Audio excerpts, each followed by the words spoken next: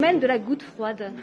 Donc en fait, une goutte froide, c'est une anomalie thermique qui va se situer en très haute atmosphère, entre 4000 mètres et 10 000 mètres d'altitude, et donc qui va permettre la génération de dépressions situées dessous, au déplacement incertain. Et donc ces dépressions vont venir en fait s'alimenter avec l'air chaud qui va être situé à proximité.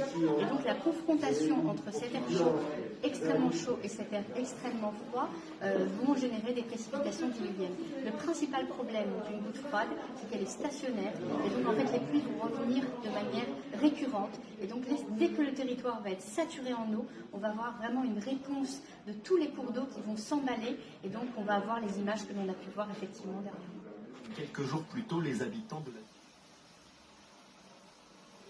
Alors vraiment, le climat va s'appuyer sur une vision à long terme, que ce soit dans le passé, dans le futur, alors que la météo va chercher à essayer de comprendre les phénomènes météorologiques et donc au niveau atmosphérique dans l'instant présent, voire dans la semaine. Donc on est vraiment sur une échéance à très court terme.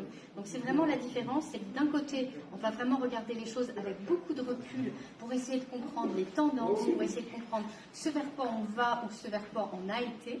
Et donc la météorologie est vraiment là pour nous expliquer le temps qu'il va faire, qui va venir, et effectivement avec potentiellement ces catastrophes qui font plutôt partie du domaine de la météorologie. Et puis ensuite, il y a vraiment cette météorologie avec cette dimension atmosphérique qui va donner une réponse au sol.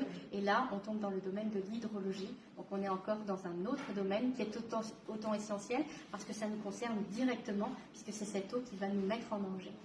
Nouvelle signature que l'on ne connaît pas en tant qu'hydrologue, c'est vraiment le fait que à ces pluies répétées et à ce territoire qui va se saturer en eau, vous allez avoir des précipitations très intenses sur un temps marqué. Là, c'était